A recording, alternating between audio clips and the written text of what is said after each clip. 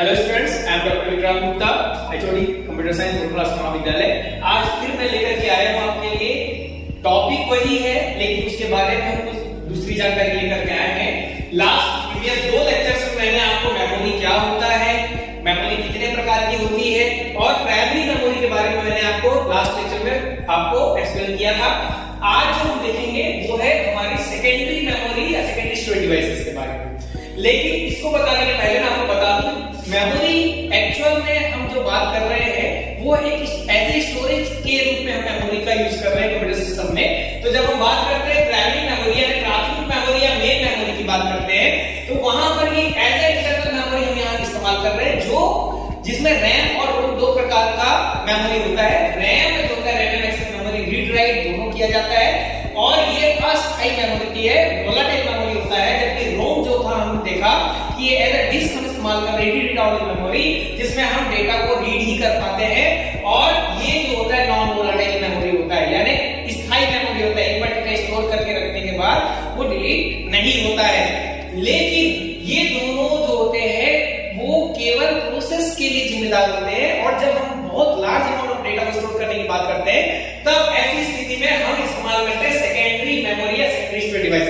तो इससे हमको पता चल रहा है कि प्राइमरी मेमोरी की जो खामियां थी, जो कमियां थी, उसको दूर करने के लिए ही हम सेकेंडरी स्टोरेज डिवाइस या सेकेंडरी मेमोरी का इस्तेमाल कर रहे हैं, जैसे स्टोरेज, प्रोसेस इत्यादि के लिए। भले ही यहां पर हम देख सकते हैं कि सेकेंडरी मेमोरी है, द्वितीयक मेमोरी है, वो परमानेंटली स्टोर करके डेटा को रखता है लॉन्ग टाइम के लिए, ताकि हम फ्यूचर में उसका इस्तेमाल बार-बार कर सकें। ये रिलायबल भी होता है। लेकिन जब हम बात करते हैं, कंपैरेटिवली बात करते हैं प्राइमरी मेमोरी की तुलना में, तो यहां पर आता है ये नॉन वोलेटाइल है। नॉन वोलेटाइल यानी स्थायी मेमोरी है, तो उसका एक प्लस पॉइंट हमारे यहां सेकेंडरी स्टोरेज का है कि नॉन वोलेटाइल है। दूसरा है स्लोअर देन प्राइमरी, यानी प्राइमरी मेमोरी की तुलना में ये स्टोरेज और प्रोसेसिंग के लिए थोड़ा स्लोअर है, धीरे है। जबकि प्राइमरी मेमोरी हमारी फास्ट होती है, क्योंकि वहां पर रजिस्टर वगैरह का इस्तेमाल होता है। रजिस्टर से मतलब होता है कि फिजिकली हम मेमोरी की बात करते हैं तो हम उसको रजिस्टर ही कहते हैं। रजिस्टर एक physical component of computer system है, मेमोरी का पार्ट है, जिसमें ग्रुप ऑफ बाइनरी सेल को ही हम रजिस्टर कहते हैं। विभिन्न प्रकार के रजिस्टर होते हैं, जिसको नेक्स्ट लेक्चर में मैं बताऊंगा, आपको एक्सप्लेन करूंगा। यहां पर हम देखते हैं कि सेकेंडरी मेमोरी जो परमानेंटली स्टोर है वो रिलायबल है। रिलायबल है, विश्वसनीय है, क्योंकि लॉन्ग टाइम के लिए वो डेटा को स्टोर करके रखता है। अब देखते हैं कि कितने प्रकार का होता है। तो हम सेकेंडरी मेमोरी या सेकेंडरी स्टोरेज डिवाइस को अब यहां पर 3 भागों में या 2 भागों में, अभी हम तीसरे भाग की बात करेंगे तो डायरेक्ट स्टोरेज में आता है। यहां पर हम जो बात कर रहे हैं सेकेंडरी मेमोरी की, तो इसे 2 भागों में बांटा जाता है। पहला होता है सीक्वेंशियल स्टोरेज या सीक्वेंशियल स्टोरेज मेमोरी या एक्सेस डिवाइस या डायरेक्ट स्टोरेज डिवाइस। देखिए यहां पर 2 प्रकार में हम इसको बांट रहे हैं, पहला सीक्वेंशियल स्टोरेज और दूसरा होता है डायरेक्ट स्टोरेज डिवाइस। तो जब हम सीक्वेंशियल स्टोरेज की बात करते हैं तो सीक्वेंशियल स्टोरेज नाम से ही पता चल रहा है ऐसी मेमोरी या ऐसे स्टोरेज डिवाइस जिसमें हम डेटा को क्रम से संग्रहित कर रहे हैं, यानी रीड भी करा रहे हैं या राइट भी कर रहे हैं, तो सीक्वेंशियल ऑर्डर में ही हम वहां पर कर सकते हैं। यानी फर्स्ट के बाद ही सेकंड, सेकंड के बाद थर्ड। हम यहां पर डायरेक्ट फर्स्ट के बाद 4 या 5 को एक्सेस नहीं कर सकते, हमको होते हुए 1 2 3 4 करते हुए ही जाना पड़ेगा रीडिंग या राइटिंग के लिए। तो सीक्वेंशियल स्टोरेज में हमारा जो आता है वो होता है मैग्नेटिक टेप। टेप यानी रील की बात हो रही है यहां पर, ये लॉन्ग रील होती है और ये फाइबर एनकास्ट जो कवर होता है, आप सभी फेमिलियर भी होंगे। यहां पर हम देख सकते हैं कि टेप पहले आता था ऑडियो टेप या वीडियो टेप, जिसको वीसीआर भी बोलते थे। तो मैग्नेटिक टेप यहां पर 2 प्रकार का है, ऑडियो टेप और दूसरा है वीसीआर या वीडियो रिकॉर्डिंग टेप, जिसको कहते थे। ऑडियो टेप में हम गाना वगैरह स्टोर कर पाते थे। इसकी जो स्टोरेज क्षमता है यहां पर या इसका जो साइज होता है वो है यहां पर 1/2 इंच जो वीसीआर का है और 1/4 इंच जो ऑडियो टेप का होता है यहां पर। यानी थिकनेस जो है, चौड़ाई जो है, वो हम वीसीआर की बात करते हैं 1/2 इंच की होती है और ऑडियो टेप की बात करते हैं 1/4 इंच की होती है। यहां पर ये जो रील होता है इसमें मैग्नेटिकली, ये पॉलीथीन मटेरियल का बना होता है, ये मैग्नेटिकली चार्ज होता है। जैसे ही वो हेड के संपर्क में आता है वो रीड और राइट की प्रक्रिया को संचालित करना शुरू कर देता है। मान लीजिए ऑडियो टेप में 10 गाने स्टोर हैं और आपको 6वें नंबर का गाना सुनना है, तो आपको फॉरवर्ड बटन प्रेस करके रखना पड़ेगा जब तक कि वो जो रील है वो मूव करते हुए 6वें नंबर तक ना चला जाए। और उसी प्रकार जब प्रीवियस गाने को सुनना होगा तो आपको रिवर्स बटन प्रेस करके रखना पड़ता था टेप रिकॉर्डर में, ताकि वो रील है मूव करके वापस प्रीवियस सेक्टर में ना पहुंच जाए। तो ये मैग्नेटिक चार्ज होता था जिसमें हम रीड और राइट दोनों प्रोसेस संचालित कर पाते थे। तो ये हमारा है सीक्वेंशियल स्टोरेज। ये स्लोअर इसलिए है क्योंकि यहाँ पर हमको लंबा समय इंतजार करना पड़ता है किसी भी डेटा सेक्टर तक पहुंचने के लिए या सॉन्ग तक पहुंचने के लिए।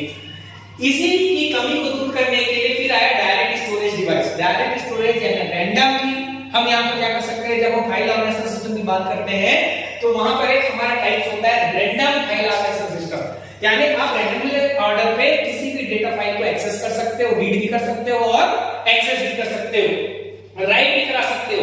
यहाँ पर डायरेक्ट स्टोरेज डिवाइस को हम 3 भागों में डिवाइड करते हैं। पहला होता है मेमोरी डिस्क, दूसरा होता है ऑप्टिकल डिस्क और तीसरा होता है मेमोरी एक्सेस मीडिया। देखिए जब हम मेमोरी डिस्क की बात कर रहे हैं, नाम से पता चल रहा है मेमोरी चार्ज डिस्क, इसमें जो आता है फ्लॉपी डिस्क आता है और हार्ड डिस्क आता है। 2 डिस्क आते हैं मेमोरी डिस्क के अंतर्गत जो दोनों ही मेमोरी चार्ज होते हैं। फ्लॉपी जो आता था पहले, बहुत पहले इसका यूज किया जाता था, अब मार्केट में शायद ही अवेलेबल होगा। तो फ्लॉपी डिस्क का फ्लॉपी ड्राइव भी अवेलेबल नहीं आ रहे हैं सिस्टम्स में। अब सीधा जो है आप फ्लैश ड्राइव वगैरह का इस्तेमाल कर रहे हैं, हार्ड डिस्क का एसएसडी कार्ड का इस्तेमाल हो रहा है, एसएसडी डिस्क का इस्तेमाल हो रहा है। लेकिन यहाँ पर जो सॉलिड स्टेट ड्राइव की जगह में हम यहाँ पर कर रहे थे पहले फ्लॉपी ड्राइव का। फ्लॉपी ड्राइव 2 प्रकार का होता है, 5x1/2 इंच का पहले आता था जो पुठे या फाइबर एनकोडेड एनकास्ट कवर के अंदर रहता था, थोड़ा बड़ा साइज का होता था, जिसका जो स्टोरेज कैपेसिटी है 1.2 MB, बहुत छोटा होता था क्योंकि वहां पर हम टेक्स्ट पे वर्क करते थे, character user interface operating system हुआ करता था, तो वहां पर फाइल का आकार भी बहुत छोटा हुआ करता था। हम इसका यूज रीड राइट दोनों के लिए कर सकते थे, यानी राइट भी करा पाते थे, राइट भी करते थे और रीड भी करते थे। लेकिन ये अनरिलायबल था क्योंकि अगर नमी या मॉइस्चर है या डस्ट है तो वो खराब हो जाता था, बहुत जल्दी का रिलायबल था। इसीलिए फिर बाद में 3x1/2 इंच की फ्लॉपी का यूज किया जाने लगा। ये फाइबर एनकास्ट कवर होता था जिसमें एक यहाँ पर नोच लगा होता था जिसको लॉक कर देते थे, नीचे में लॉक होता था और यहाँ पर एक हेड लगा होता था और इसमें डिस्क लगी होती थी। वो डिस्क जो होती थी पॉलीथीन मटेरियल की बनी होती थी। ये भी मैग्नेटिकली चार्ज होता था विद्युत चुंबकीय रूप से चार्ज होने के कारण यहाँ पर हम डेटा को आसानी से स्टोर कर सकते थे और बाद में जब आवश्यकता होती थी हम उसको एक्सेस भी कर पाते थे। फ्लॉपी डिस्क फिर भी जो है स्टोरेज कैपेसिटी के कारण मार्केट से आउटडेटेड हो गया क्योंकि इसकी भी स्टोरेज कैपेसिटी 1.44 MB ही थी। इसके बाद आया हार्ड डिस्क। हार्ड डिस्क जो है फ्लॉपी ड्राइव के बाद बहुत रिलायबल हो गया क्योंकि यहाँ पर पॉलीथीन मटेरियल के डिस्क की जगह पर एल्युमिनियम प्लेट्स की डिस्क का इस्तेमाल किया जाने लगा, जहां पर डिस्क की जो थिकनेस है वो 0.0005 इंच की होती थी, यानी इतनी पतली कि आप खाली आंखों से देख नहीं सकते थे।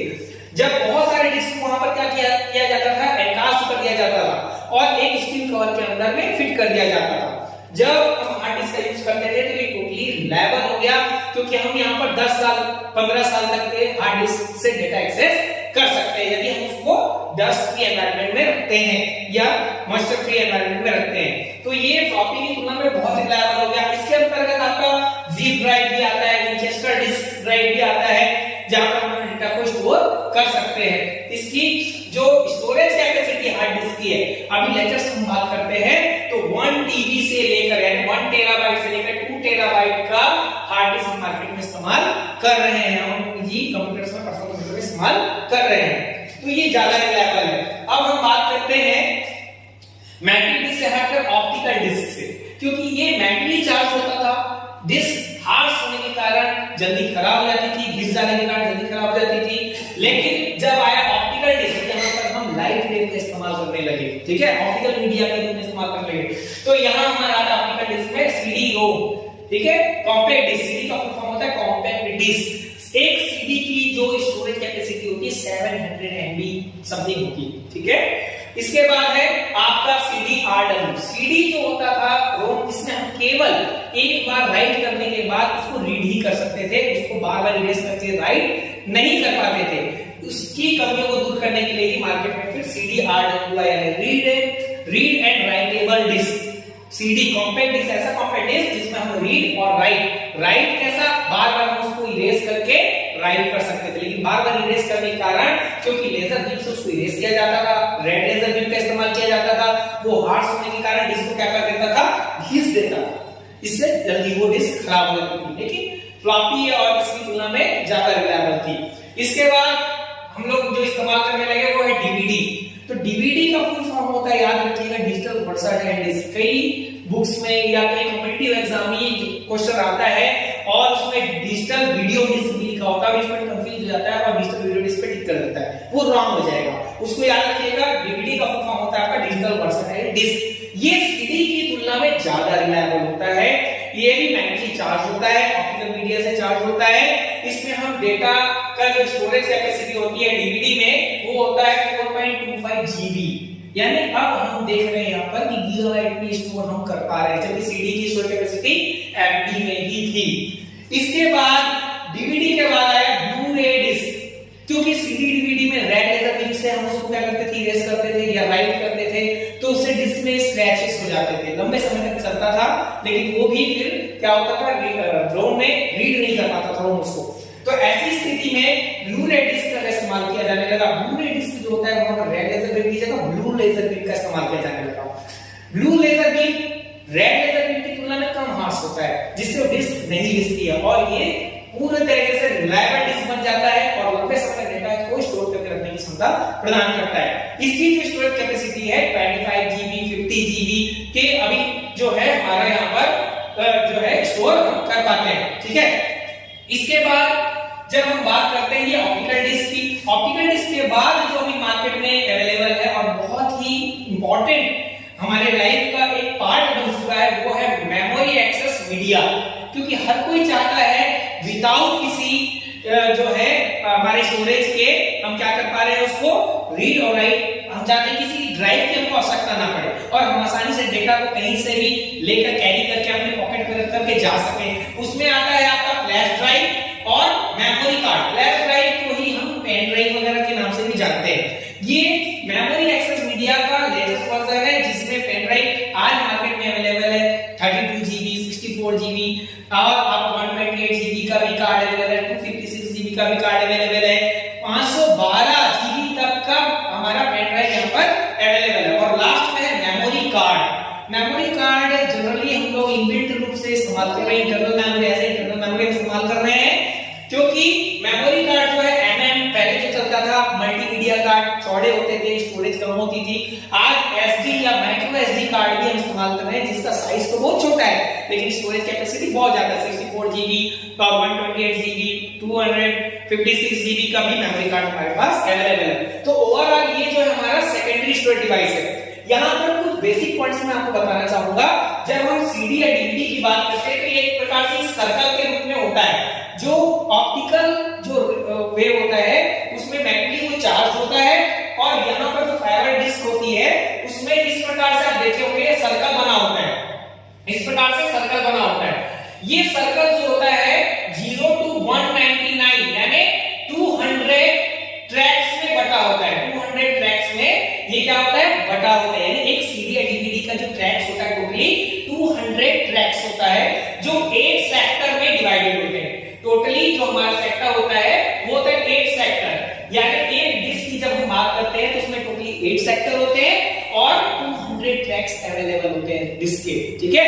जिसमें हम एक्सेस टाइम देखते हैं जो 100 to 200 मिली सेकंड होता है, पर मिली सेकंड पर सेकंड। और लेटेंसी टाइम मतलब होता है कि जब आपका जो हेड है वो पर्टिकुलर सेक्टर पर पहुंच जाए, तो पर्टिकुलर सेक्टर पर हेड को पहुंचाने का जो तरीका होता है या मेथड होता है वही हमारा कहलाता है लेटेंसी टाइम, ठीक है। तो ये ओवरऑल हमारा क्या था, सेकेंडरी स्टोरेज डिवाइस जो प्राइमरी की तुलना में ज्यादा रिलायबल होता है। लेकिन इसको अगर हम एक्सेसिंग स्पीड की बात करेंगे, प्रोसेसिंग स्पीड की बात करेंगे, प्राइमरी की तुलना में स्लोअर होता है, थोड़ा धीरे होता है। तो आई होप आपको ये पूरा चैप्टर समझ में आ गया होगा और नेक्स्ट जब हम मिलेंगे क्लास में तो हम कोशिश करेंगे कि आप ये जो पार्ट्स हैं hard disk, floppy disk, CD ROM वगैरह उसको हम डिटेल में पढ़ें, ठीक है। Okay guys, bye, thank you.